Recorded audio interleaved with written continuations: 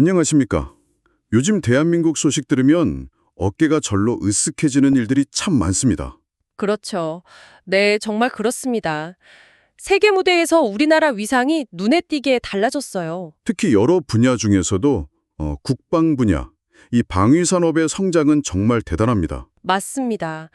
예전과는 뭐랄까 완전히 다른 차원이라고 할 수 있죠. 그래서 오늘은 세계가 깜짝 놀라고 있는 대한민국 방위 산업, 이른바 K방산의 힘을 한번 제대로 파헤쳐 보려고 합니다. 네, 좋습니다.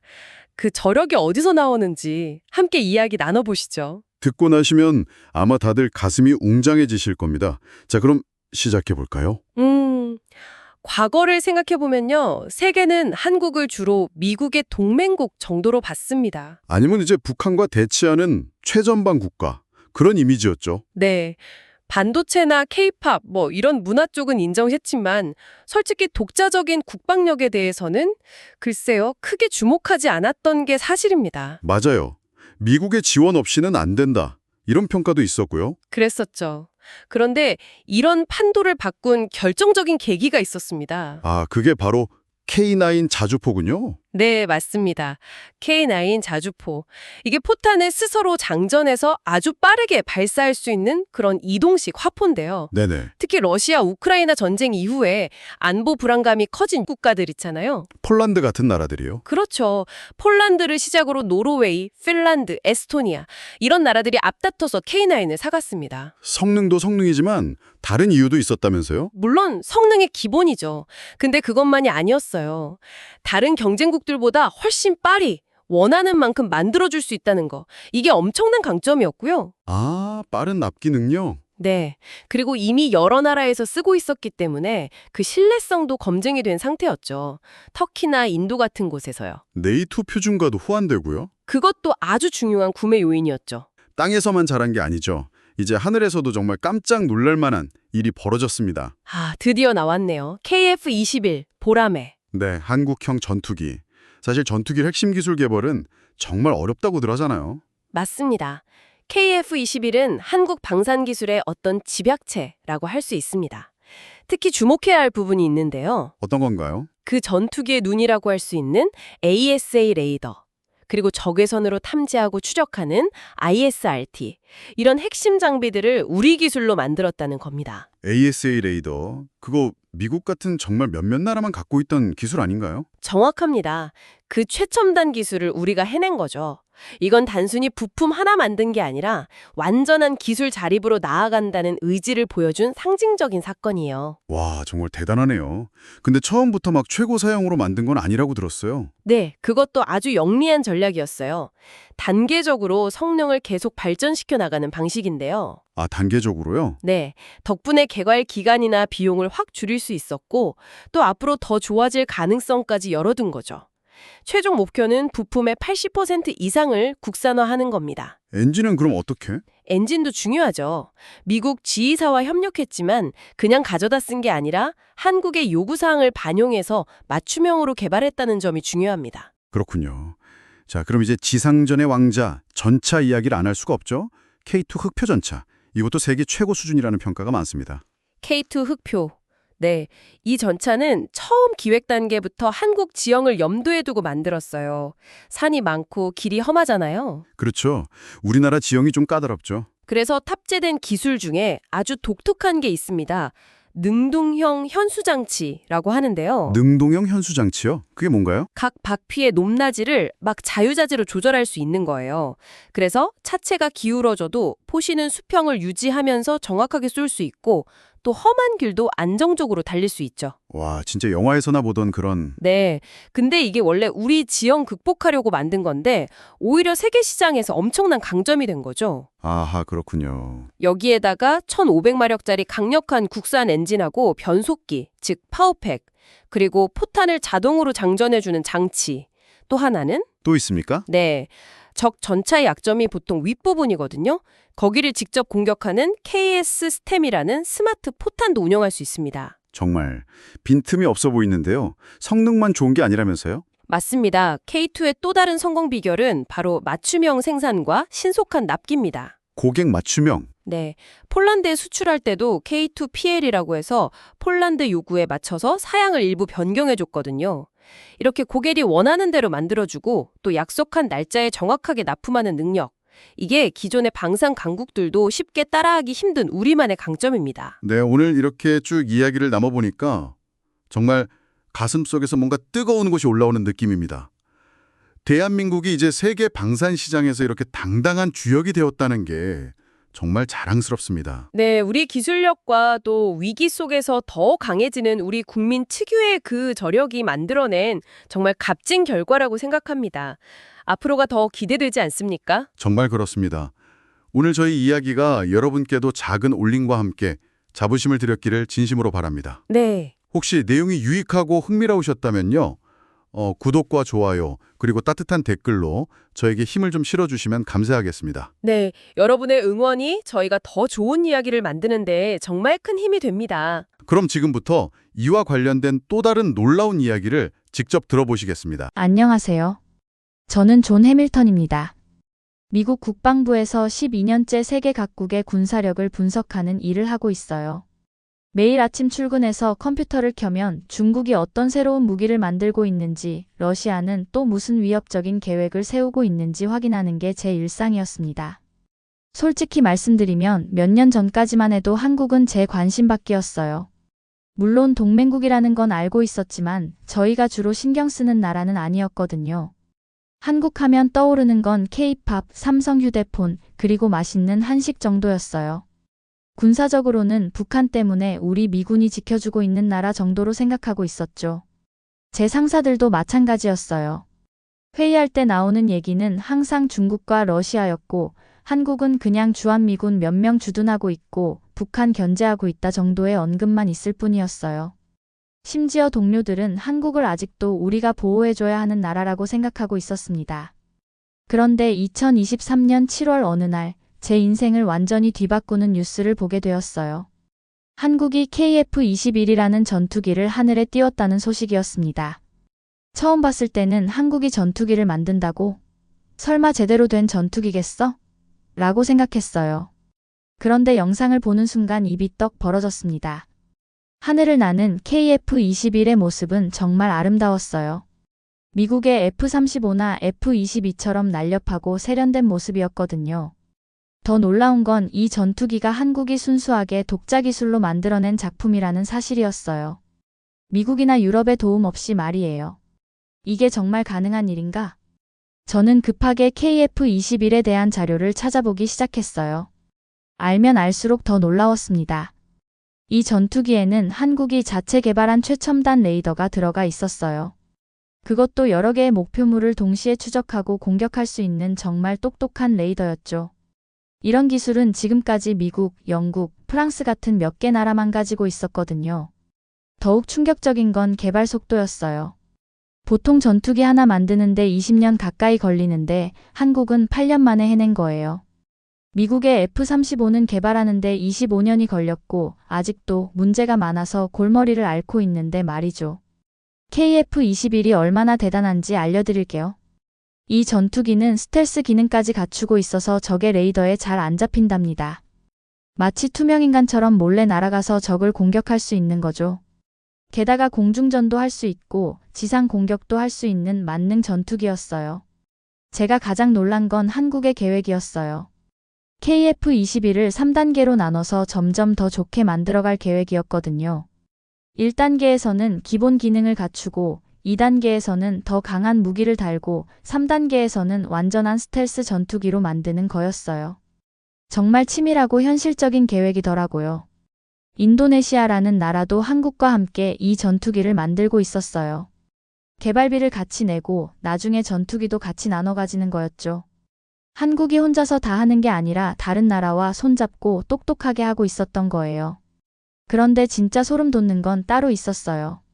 벌써 여러 나라에서 KF-21을 사고 싶다고 줄을 서고 있다는 거였어요.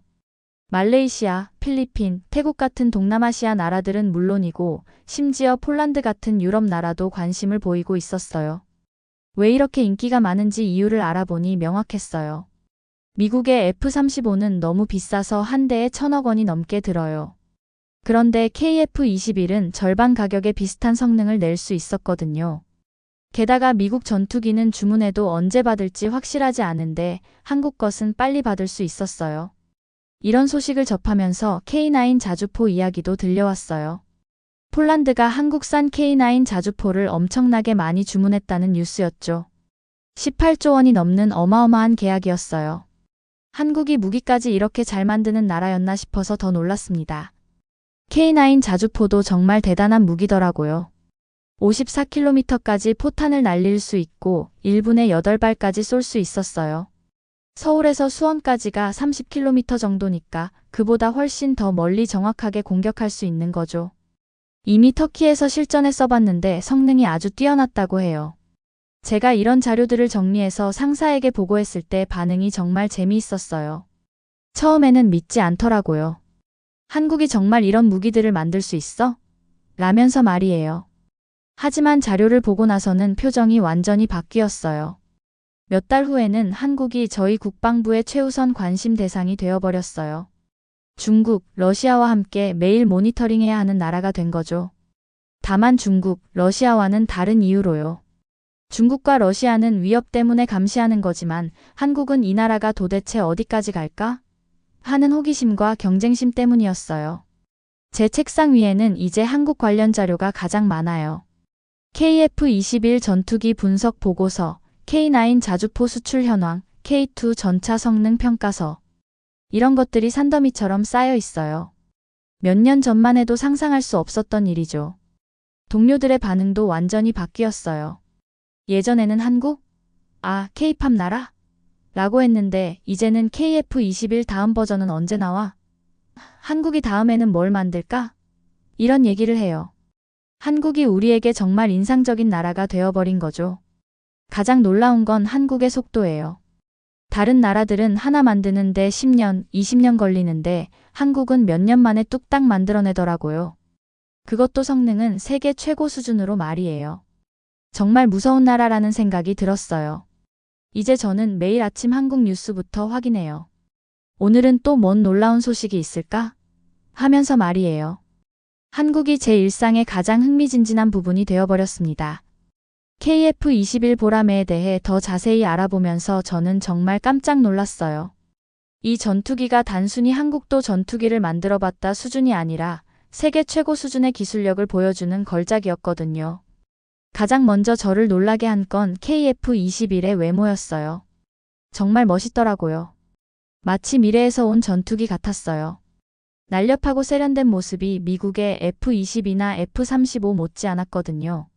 하지만 겉모습보다 더 중요한 건 속에 들어있는 기술이었죠. 한국이 자체 개발한 레이더 시스템이 정말 대단했어요. AESA 레이더라고 부르는 이 장비는 정말 똑똑한 레이더예요. 기존 레이더는 마치 손전등처럼 한 방향만 비출 수 있었는데 이 레이더는 여러 방향을 동시에 볼 수 있어요. 마치 눈이 여러 개 달린 것처럼 말이에요. 더 놀라운 건 이 레이더가 적의 전투기를 찾는 동시에 지상의 목표물도 찾을 수 있다는 거예요. 일반 레이더는 하나씩만 할 수 있는데 한국 레이더는 두 가지를 동시에 해내는 거죠. 마치 요리하면서 동시에 청소도 할 수 있는 똑똑한 로봇 같았어요. 이런 고급 레이더를 만들 수 있는 나라는 전 세계에 몇 개 안 돼요. 미국, 영국, 프랑스 정도였는데 이제 한국도 그 대열에 합류한 거죠. 한화 시스템이라는 한국 회사에서 완전히 독자적으로 만들어낸 기술이에요. KF-21에는 또 다른 신기한 장비가 들어있어요. IRST라고 부르는 적외선 탐지 장치인데 이건 열을 감지해서 적을 찾는 장비예요.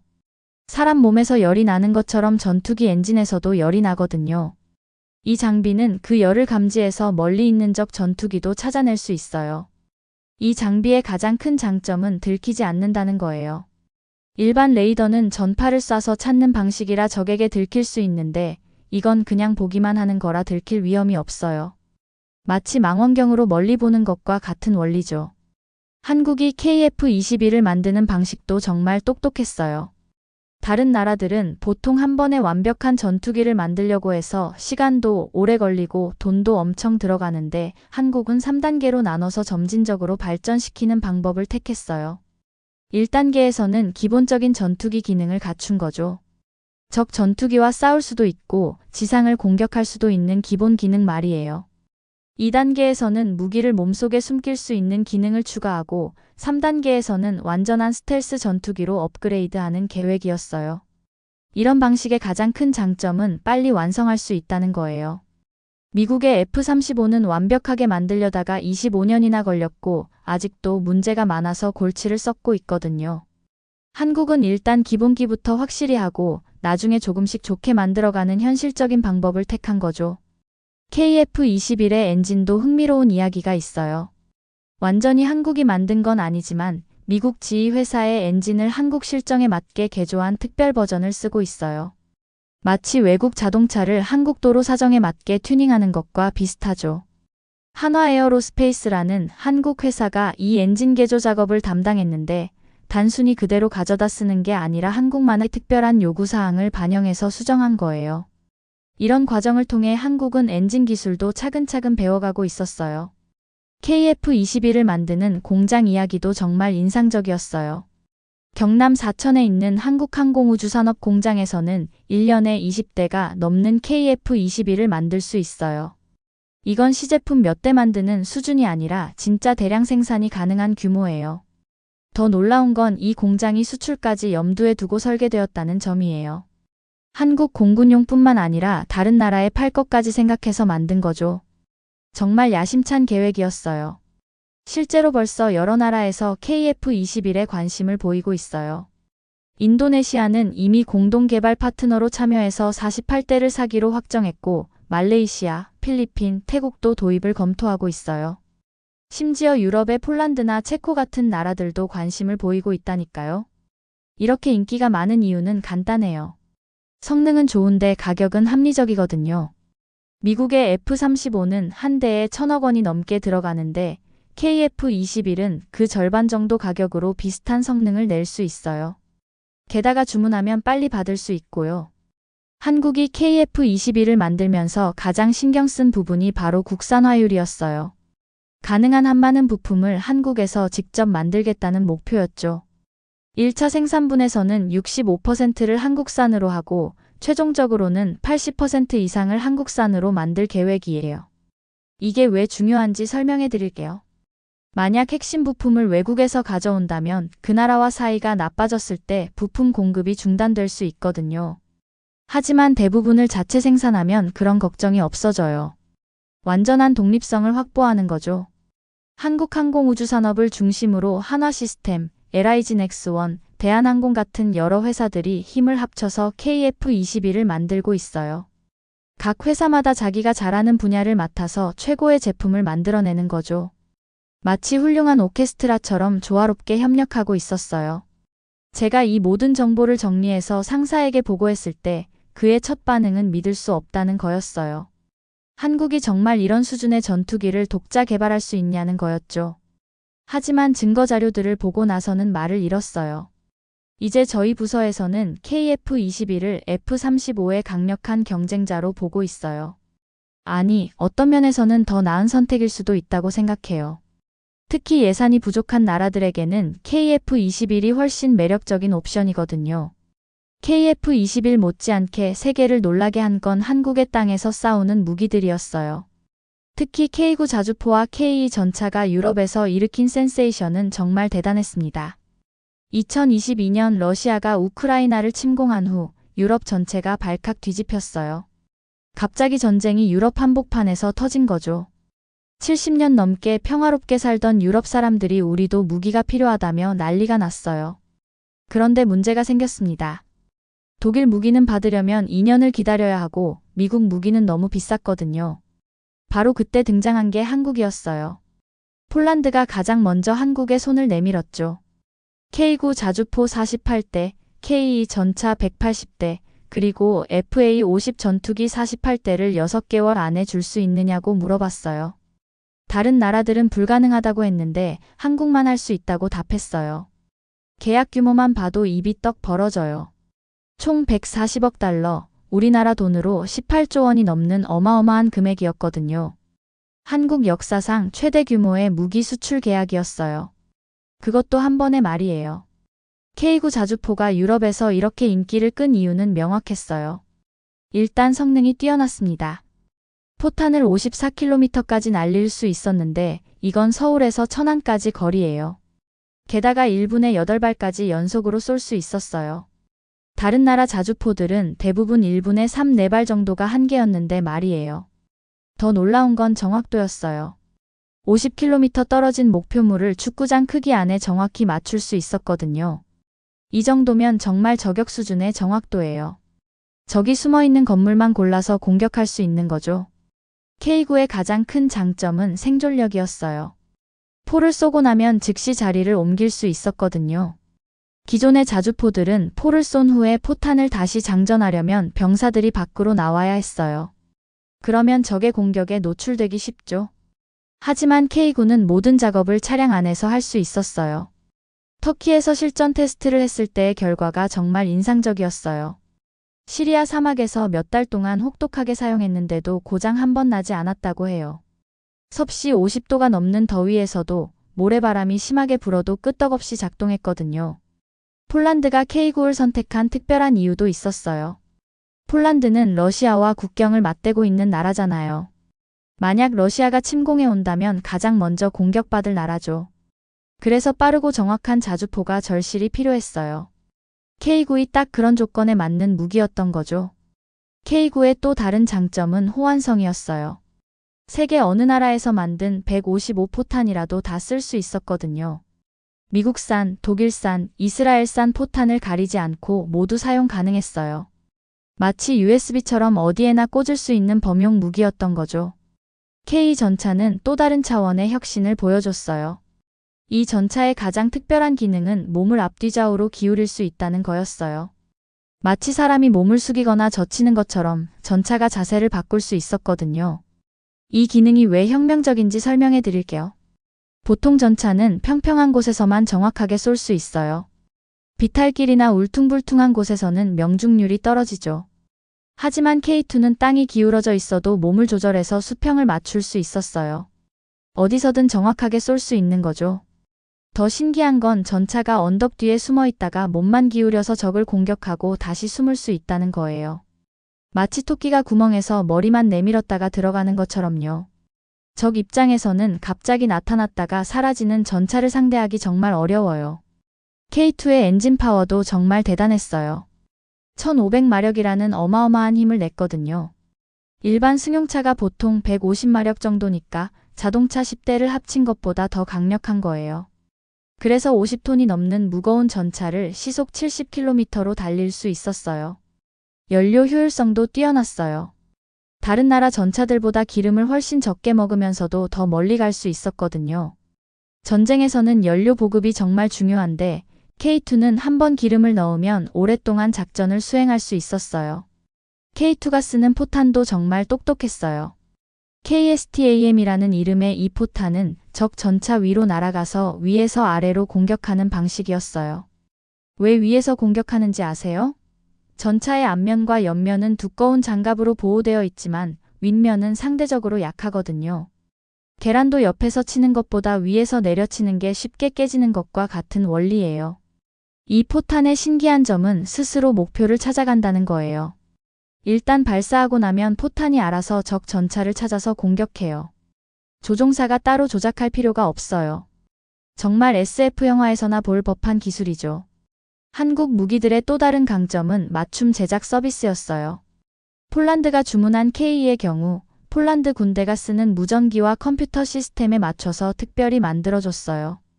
마치 정장을 몸에 맞게 재단해주는 것처럼 각 나라의 필요에 맞춰서 조정해준 거죠. 이런 서비스는 다른 나라에서는 해주지 않았어요. 미국이나 독일은 보통 이미 만들어진 제품을 그대로 사세요 라는 식이었거든요. 하지만 한국은 어떻게 바꿔드릴까요? 라고 물어봤어요.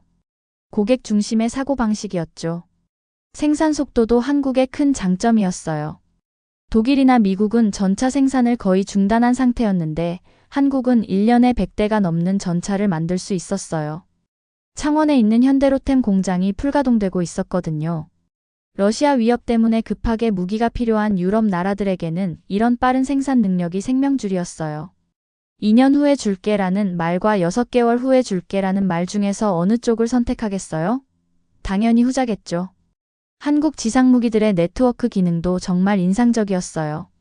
K9 자주포와 K2 전차가 무선으로 연결되어서 실시간으로 정보를 주고받을 수 있었거든요.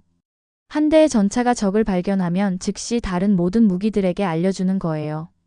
마치 개미들이 페로몬으로 소통하는 것처럼 한국 무기들도 서로 끊임없이 정보를 주고받았어요.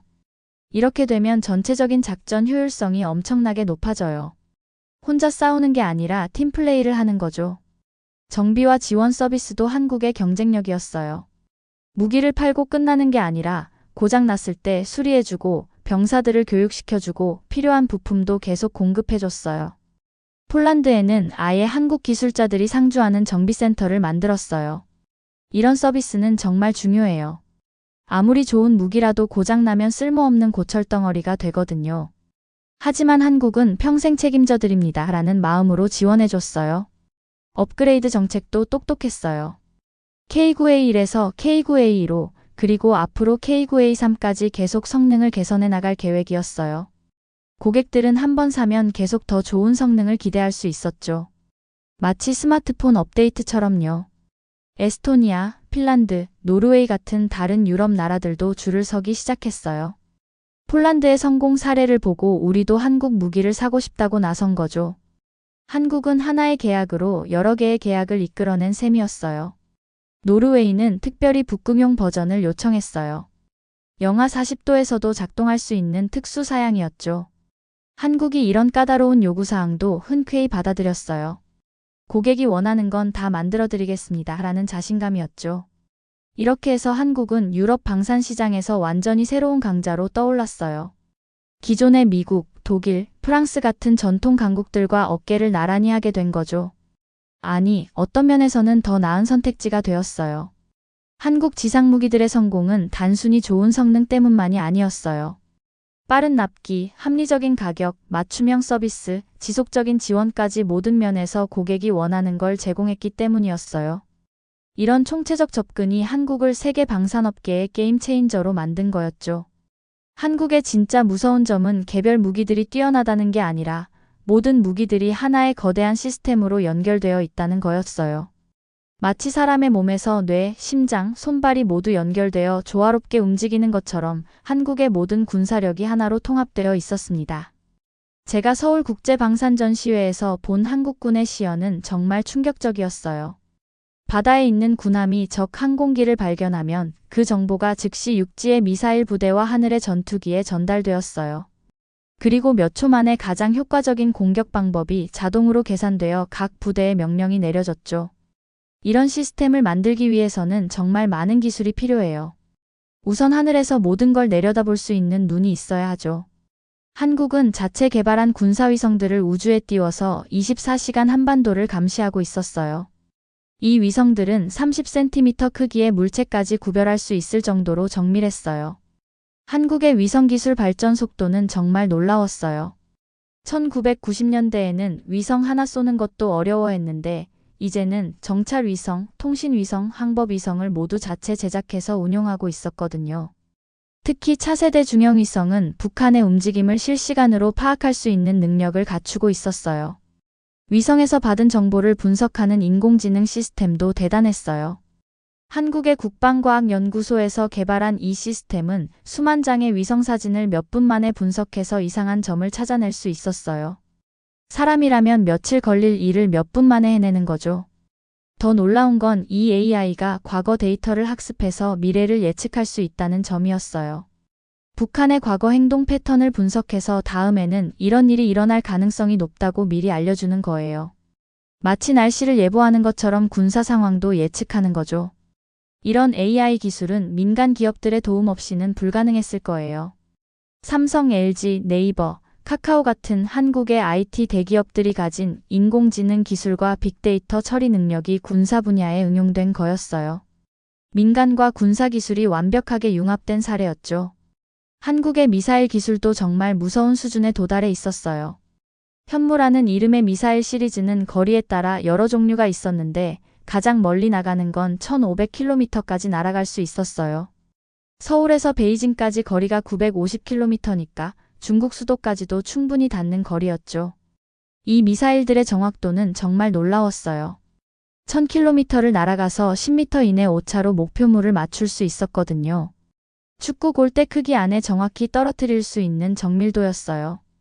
이 정도면 적의 특정 건물만 골라서 공격할 수 있는 수준이에요. 현무사라는 미사일은 더욱 특별했어요. 이 미사일은 땅속 깊이 파고들어서 지하 벙커까지 파괴할 수 있었거든요. 지하 100m 깊이까지 뚫고 들어가서 폭발하는 능력을 가지고 있었어요. 북한이 지하에 숨겨놓은 시설들을 겨냥한 무기였죠. 한국의 방공 시스템도 정말 촘촘했어요.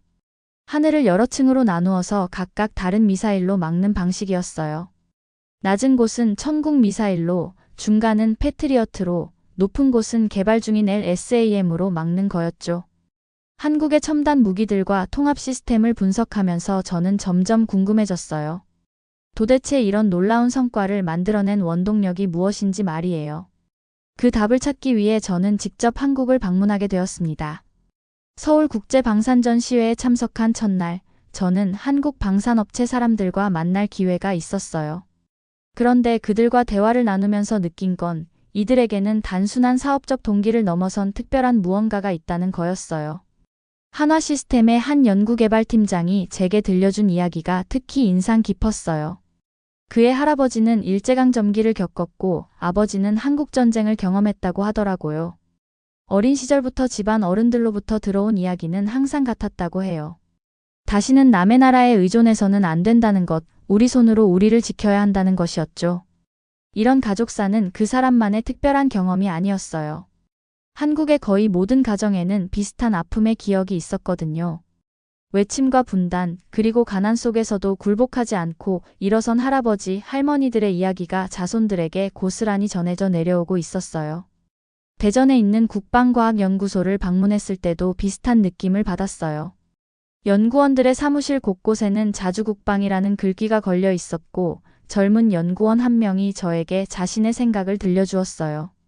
미국이나 유럽의 방산업체는 주로 이익을 위해 일하지만 자신들은 다르다는 거였어요. 자신들이 만든 무기가 조국을 지키는 마지막 보루가 될 수도 있다는 생각으로 일한다고 하더라고요. 그 젊은 연구원의 눈빛에서 저는 뭔가 특별한 것을 느꼈어요. 단순한 직업적 자부심이 아니라 거의 종교적 신념에 가까운 헌신이었거든요. 월급을 받고 일하는 직장인이 아니라 사명감을 가진 수도사 같은 느낌이었어요. 경남 사천에 있는 한국항공우주산업 공장을 견학했을 때는 더욱 놀라운 광경을 목격했어요. KF-21 생산 라인에서 일하는 기술자들의 모습이 정말 인상적이었거든요. 그들이 전투기 한 대 한 대를 조립하는 모습이 마치 정성스럽게 예술 작품을 만드는 것 같았어요. 현장 책임자의 설명에 따르면 이곳 기술자들에게는 특별한 자부심이 있다고 했어요. 자신들이 만든 전투기가 하늘로 올라가면 우리나라 영공을 지키는 파수꾼이 된다는 생각으로 일한다는 거였어요. 그래서 볼트 하나, 나사 하나도 그냥 넘어가지 않는다고 하더라고요. 실제로 품질 관리 기준이 정말 까다로웠어요. 미군 규격보다도 더 엄격한 기준을 적용하고 있었고 작은 결함이라도 발견되면 즉시 재작업에 들어가고 있었거든요. 이런 완벽주의적 태도는 분명 한국 특유의 정성과 정교함을 추구하는 문화와 관련이 있어 보였어요. 부산의 현대중공업 조선소에서 차세대 구축함 건조 현장을 봤을 때도 마찬가지였어요. 용접공들이 한 점 한 점 정성스럽게 용접하는 모습을 보면서 그들의 집중력과 장인정신에 감탄하지 않을 수 없었어요. 한 50대 용접공이 제게 한 말이 특히 기억에 남아요. 이 배가 바다로 나가면 우리 아들들이 타게 될 거라고, 그래서 더욱 신경 써서 만들어야 한다고 하더라고요. 이들에게는 단순한 노동이 아니라 가족을 지키는 일이었던 거죠. 한국군 부대를 방문했을 때 느낀 분위기도 다른 나라와 확실히 달랐어요. 경기도의 한 공군기지를 방문했을 때 조종사들과 대화를 나눌 기회가 있었는데 그들의 훈련에 임하는 자세가 정말 진지했어요. 한 F-35 조종사가 제게 들려준 이야기가 인상적이었어요. 미국에서 훈련을 받을 때 미군 조종사들은 직업으로서 비행하는 느낌이었다고 해요. 물론 실력은 뛰어났지만요. 하지만 한국 조종사들은 다르다는 거였어요. 매번 비행할 때마다 이게 마지막 일 수도 있다는 마음으로 임한다고 하더라고요. 실제로 한국 조종사들의 훈련 강도는 정말 살인적이었어요. 하루에 3, 4차례 출격하는 것도 모자라 밤늦게까지 시뮬레이터 훈련을 계속하고 있었거든요. 왜 이렇게 힘들게 훈련하는지 물어보니 한 조종사가 담담하게 답해 주었어요. 북한은 바로 위에 있고 언제 무슨 일이 일어날지 모른다는 거였어요. 그때 실력이 부족해서 임무에 실패한다면 자신의 가족과 동료들이 위험해질 수 있다고 했어요. 그런 일은 절대 있을 수 없다는 거였죠. 육군 특수전사령부를 방문했을 때도 비슷한 느낌을 받았어요. 특전사 대원들의 체력과 정신력이 정말 대단했는데 그들이 하는 훈련을 보면서 세계 어느 특수부대와 비교해도 뒤지지 않겠다는 생각이 들었어요. 특히 인상 깊었던 건 그들의 동료애였어요. 훈련 중에 한 대원이 다쳤을 때 다른 대원들이 보여준 반응이 정말 놀라웠거든요. 자신의 안전보다 동료의 안전을 먼저 챙기는 모습이 마치 진짜 형제들 같았어요. 부대장의 설명에 따르면 이들은 전장에서 서로가 서로의 목숨을 맡기고 있기 때문에 평소에도 진짜 형제처럼 지낸다고 했어요. 개인주의가 강한 서구 군대와는 다른 집단주의적이면서도 가족적인 분위기였죠. 해군에서 청해부대 소말리아 파견 경험이 있는 장교와의 대화도 기억에 남아요. 그가 소말리아 해적과의 실전 경험을 들려주는데 한국 해군의 작전 수행 능력이 정말 뛰어났다고 하더라고요. 처음에는 다른 나라 군대들이 한국군을 좀 무시하는 분위기였다고 해요. 하지만 실제 작전을 몇 번 함께 해보니 인정해 주더라고요. 한국군의 정확성과 신속성 그리고 끝까지 포기하지 않는 집념을 보고 놀라워했다는 거였어요. 방산업체 최고 경영자들과의 저녁 식사 자리에서 들은 이야기도 인상적이었어요. 한 최고 경영자가 자신의 아버지 이야기를 해주는데 한국전쟁 때 어린 나이에 피난을 갔던 경험이 있다고 하더라고요. 그의 아버지가 평생 강조했던 것은 다시는 우리나라가 남의 나라에 의존해서는 안 된다는 것이었다고 해요. 그래서 자신이 이 일을 시작한 이유도 돈을 벌기 위해서가 아니라 진짜 자주국방을 실현하기 위해서라고 하더라고요. 또 다른 기업 대표는 더욱 개인적인 이야기를 들려주었어요. 자신의 어머니가 일제강점기에 태어나서 해방과 전쟁, 그리고 산업화 과정을 모두 겪으셨다고 해요. 어머니가 돌아가시기 전에 남긴 마지막 당부가 우리가 만든 것으로 우리를 지키는 나라가 되어야 한다는 것이었다고 하더라고요. 이런 이야기들을 들으면서 저는 한국 방산업계의 성공 비결을 이해하게 되었어요. 이들에게는 단순한 경제적 동기를 넘어선 역사적 사명감과 가족에 대한 책임감이 있었던 거죠. 한국의 젊은 엔지니어들과도 대화할 기회가 있었는데 그들의 생각도 비슷했어요. 자신들이 개발하는 기술이 단순히 제품이 아니라 나라의 미래를 좌우할 수 있는 중요한 것이라고 생각하고 있었어요. 특히 인상 깊었던 건 이들의 학습 열이었어요. 새로운 기술을 배우기 위해서라면 밤낮을 가리지 않고 공부하는 모습이 정말 놀라웠거든요. 마치 자신의 인생이 걸린 일처럼 진지하게 임하고 있었어요. 한국군 연락장교가 공항에서 저를 배웅하면서 한 말이 아직도 생생해요. 한국은 강해지고 싶어서 강해진 게 아니라 살아남기 위해서 강해질 수밖에 없었다는 거였어요. 그래서 한국의 힘은 남을 위협하기 위한 게 아니라 자신들을 지키기 위한 거라고 하더라고요. 그 말을 들으면서 저는 확신했어요. 한국은 우리가 단순한 수치나 데이터로만 평가할 수 없는 나라라는 걸. 그들의 진짜 힘은 무기가 아니라 그 무기를 만들고 다루는 사람들의 마음에 있었던 거죠. 한국 사람들에게는 우리가 우리를 지킨다는 확고한 신념이 뿌리 깊게 박혀 있었어요. 이런 정신력이야말로 한국이 짧은 시간 안에 이토록 놀라운 성과를 이룰 수 있었던 진짜 비결이었던 거죠. 오늘의 이야기가 마음에 닿으셨다면 구독과 알림 설정으로 저희와 계속 함께 해주세요. 여러분의 따뜻한 댓글 한 줄이 저희에게는 큰 위로이자 다음 이야기를 이어가는 힘이 됩니다. 오늘도 함께 해주셔서 진심으로 감사드립니다.